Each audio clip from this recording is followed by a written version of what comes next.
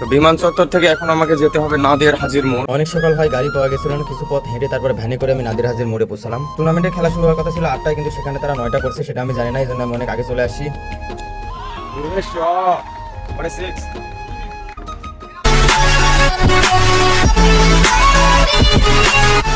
আসসালামু আলাইকুম এভরিওয়ান, আমি ফারদিন মুনতাসির আপনাদের সামনে চলে আসলাম আরও একটি ক্রিকেট ব্লগ নিয়ে। আর আজকে যাবো নাদের হাজির মোড় ট্র্যাফে, যেখানে ফুটবল খেলা হয়, কিন্তু আজকে ফুটবল হবে না, ক্রিকেট টুর্নামেন্ট খেলা হবে। সেখানে টুর্নামেন্টের আয়োজন করছে তারা, আর সেখানে টিম নিয়েছে বাপ্পি ভাই টেনিস বলের টুর্নামেন্ট। আমাকে প্রথমে আসতে হবে বিমান চত্বরে। বিমান চত্বর থেকে নাদের হাজির মোড় কিছুটা পথ এগোলেই, কিন্তু বিমান চত্বরে পুরোটা রাস্তা ফাঁকা ছিল, যেহেতু অনেক সকাল 7:30টার দিকে আমি বের হয়েছিলাম। বিমান চত্বর থেকে অনেকটা পথ, প্রায় 3-4 কিলোমিটার দূরে নাদের হাজির মোড়। তো কোনো গাড়ি না পেয়ে লোকজনকে জিজ্ঞেস করতেছি আর হাঁটা শুরু করেছি নাদের হাজির মোড় কত দূর। আলো আমি সামনে দেখি 12 রাস্তার মোড়, মিলনের মোড়, কিন্তু নাদের হাজির মোড় আমার মিলছে না। অনেকটা পথ হেঁটে আসার পর একটা ভ্যান গাড়ি পেয়েছিলাম, যদিও মাছের ভ্যান গাড়ি ছিল, সেটা করে চলে আসলাম নাদের হাজির মোড়। দেখতে পাচ্ছেন তার পাশে রয়েছে রাজশাহী ট্রাফে খেলা হচ্ছে ফুটবল, কারণ কোনো কমিটি নাই, কোনো টিম নাই, দেখতে পাচ্ছেন রাস্তা ফাঁকা। আর এখানে ফুটবল খেলা হয় সকাল এবং রাতে, আর সেটাই খেলা চলতেছে। আমি বুঝতে পারতেছি না এখানে ক্রিকেট টুর্নামেন্টের আয়োজন তারা কিভাবে করবে। অবশেষে অনেকক্ষণ অপেক্ষা করলাম তাদের জন্য। তো এখন আমি ইনডোর পার্কের সামনে আসছি। ইনডোর ক্রিকেট টুর্নামেন্ট শুরু হওয়ার কথা ছিল 8টায়, এখন 8:04 বাজে, এখনো কোনো টিম আসে নাই, খেলা এখনো শুরু হয় নাই, দেখা যাক কখন শুরু হবে। অবশেষে কমিটি তাদের ক্রিকেট টুর্নামেন্টের আয়োজন শুরু করেছে, কারণ তারা পিচের যে গালিচা আছে সেই গালিচাটা চেঞ্জ করে ক্রিকেটের গালিচা লাগানো লাগবে, তারপরে বাঁশ দিয়ে দুই পাশে 2টা ক্যামেরাম্যানের জায়গা বানানো লাগবে। এদিকে বাপ্পি ভাইরা চলে আসে। বাপ্পি ভাই যেহেতু টুর্নামেন্টে স্পন্সর করেছে তার শপ থেকে, স্পোর্টস ল্যাব তার শপের নাম, এবং তার টিমের নামও কিন্তু স্পোর্টস ল্যাব। আপনারা যারা ক্রিকেট সামগ্রীর প্রয়োজন বা ফুটবল সামগ্রী, তার দোকানে যোগাযোগ করবেন স্পোর্টস ল্যাবে। অনেক সুন্দর সুন্দর ব্যাট পাবেন, অনেক সুন্দর সুন্দর ক্রিকেট সরঞ্জাম পাবেন। যেহেতু কমিটির কিছু জটিলতার কারণে তারা 8টার খেলা সকাল 9টায় করছে, এই জন্য অনেকগুলো টিম লেটে চলে আসে। সব টিম আসার পর তারা কিন্তু প্র্যাকটিস সেশন শুরু করছে, কারণ কোনোদিন এই ট্রাফের মধ্যে খেলার অভিজ্ঞতা নাই, খেলা কেমন হবে। আর টেনিসে যেহেতু টুর্নামেন্ট, এদিকে বাপ্পি ভাইয়ের উদ্বোধনী ম্যাচ রয়েছে আজকে টুর্নামেন্টের স্পোর্টস ল্যাবে। বাপ্পি ভাইকে কিন্তু তার প্লেয়ারদের নাম লিস্ট করার জন্য কাগজ দিয়ে দেওয়া হয়েছে। বাপ্পি ভাই এরপরে টস অনুষ্ঠিত করবেন, দেখা যাক টসে জিতে কারা এবং বাপ্পি ভাই কি ডিসিশন জানায়, সেটা আপনাদের সাথে শেয়ার করবো।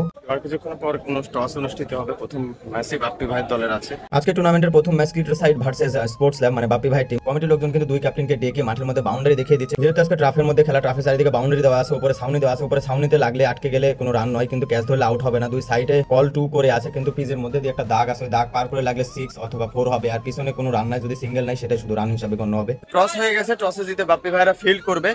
দেখা যাক বাপ্পি ভাইরা ফিল্ড করবে আর অপোজিট টিম তাদেরকে কত রানের টার্গেট দেয় সেটা দেখবো। খেলা কিন্তু এখনই শুরু হবে। নতুন ব্যাটসম্যান চলে আসছে স্পোর্টস ল্যাবের। শট খেলেছে, what a shot, and 6। Batsman on fire, দুর্দান্ত খেলে চলেছে ছোট আকারের ব্যাটসম্যান, লাভলি 6 খেলে চলেছে ওই স্পোর্টসম্যানের হয়ে, দুর্দান্ত শট খেলছে সব। আবারও ছক্কার দেখা, বাবু আছে কিন্তু ব্যাটিং এ, বলার কিন্তু সেই কাউসার ভাই। দর্শক করে দেখা যাক, shot, what a shot, powerful shot, and 6। জিতে গেল কিন্তু স্পোর্টস ল্যাব। প্রথম ম্যাচ শেষ, স্পোর্টস ল্যাব কিন্তু দুর্দান্ত জয় অর্জন করে নিল দুই ব্যাটসম্যানের কম্বিনেশনে। অসাধারণ শট খেলেছে সবাই, হোয়াট এ শট। রাব্বি ভাইয়ের টিমের স্পোর্টস ল্যাবকে মাত্র 28 রানের টার্গেট দিয়েছিল 7 ওভারে, আর টিটো সাইড তারা কিন্তু হেরে গেল। স্পোর্টস ল্যাব কিন্তু জয় অর্জন করে প্রথম রাউন্ড থেকে দ্বিতীয় রাউন্ডে চলে গেছে। একটু পরে দ্বিতীয় রাউন্ডের খেলা শুরু হবে, সাথে দেখা যাক কি হয়। শট এন্ড 6, লাভলি শট, 3-6 হয়ে গেল ওভারে, কিন্তু 18 রান চলে আসছে। দেখা যাক আবারও বাপ্পি ভাই ব্যাটিং এ, আর বলে 7 রান, শট এবং আউট হয়ে গেলেন বাপ্পি ভাই। দ্বিতীয় রাউন্ডের প্রথম সেমিফাইনাল কিন্তু বাপ্পি ভাই আউট হয়ে গেল। শিমুল ভাই কিন্তু জিতিয়ে দিয়েছে, 1 বলে 5 রান লাগতো, লাস্টে বলে 6 মেরে দেয়। দুর্দান্ত একটি জয় কিন্তু স্পোর্টস ল্যাবের। এরপর কিন্তু শুরু হবে দ্বিতীয় সেমিফাইনাল। এই তৃতীয় সেমিফাইনাল জিততে পারলে কিন্তু স্পোর্টস ল্যাব বাপ্পি ভাইয়ের টিম সরাসরি ফাইনালে চলে যাবে। দেখা যাক কি হয়। টুর্নামেন্টের দ্বিতীয় সেমিফাইনালে বাপ্পি ভাইয়ের দল কিন্তু টসে হেরে ফিল্ডিং এ, আর জাকির 11 কিন্তু ব্যাটিং এ আছে। দুর্দান্ত শট খেলে চলেছে, আগেরটা 6 পরেরটা আউট হয়ে গেলেন। দুর্দান্ত একটা ক্যাচ নিয়ে নিল শিমুল ভাইয়ের বলে আমাদের স্পোর্টস ল্যাবের ওই বাবু ভাই। দেখা যাক দুর্দান্ত একটু উইকেট, কত রানের টার্গেট দিতে পারে তাদেরকে। আবারও বোলিং কিন্তু দৌড় শুরু করেছে আব্দুল হাই, বল করলেন সজোরে তুলে মেরেছিলেন, আবারও কিন্তু বাবুর হাতে ক্যাচ ধরা পড়লেন। আরো একটি উইকেটের পতন জাকির 11-এর। অসাধারণ বল করছে আব্দুল হাই, দেখা যাক কত রানে থামে তাদের ইনিংস, প্রথম ইনিংস। বাপ্পি ভাই কিন্তু ইন্সপায়ার করে চলেছে, আবার দৌড় শুরু করেছে আব্দুল হাই, আবারও একটি ডট বল হয়ে যাবে, বলে কোনো রান পাবেন না। খেলা ট্রাফে খেলা অনেক কঠিন, তারপর আবার টেনিস বলতে নাইট বলে, আবারও বাবু এসে বোলিং এ তুলে মারার চেষ্টা, কিন্তু বলে কোনো রান পাবেন না। ওরও শুরু হয়ে গেল ডট বল, আবারও বাবু দৌড় শুরু করেছে, লেগ সাইডে খেলেছে, একটি সিঙ্গেল পাবেন, কারণ দাগের ওই পাশে গেলে গা বাউন্ডারি। রান আউটের চেষ্টা ছিল, রান আউট হয় নাই, ডট বল হয়ে যাবে। ক্লিন বোল্ড হয়ে গেলেন বাবুর বলে ব্যাটসম্যানটি।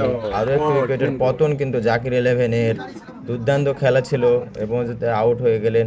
তো দ্বিতীয় সেমিফাইনাল 5 ওভারে খেলা ছিল, 5 ওভারে 24 রানের টার্গেট দিয়েছে জাকির 11 স্পোর্টস ল্যাব বা বাপ্পি ভাই টিমকে। দেখা যাক তারা জিততে পারে কিনা 24 রানের টার্গেটে। স্পোর্টস ল্যাবের ওপেনিং ব্যাটসম্যান কিন্তু কানন ভাই এবং বাবু ভাই চলে আসে ব্যাটিং এ, দুর্দান্ত খেলে চলেছে। বলার কিন্তু জাকির নিজেই বোলিং এ চলে আসছে অধিনায়ক হয়ে। আবারও একটি সিঙ্গেল রান হয়ে গেল কিন্তু কানন ভাইয়ের ব্যাট থেকে, ভালো খেলে চলেছে। সিঙ্গেল বাউন্ডারি সবকিছু মিলিয়ে রান করতে হবে। 24 রান 5 ওভারে, 30 বলে 24 রান, খুব একটা কঠিন না। বাবু ভাই শট খেলেছিল অফ সাইডে, ক্যাচ নিয়ে নিলেন, অসাধারণ একটি ক্যাচ। বাবুর উইকেট চলে গেল, প্রথম উইকেটের পতন।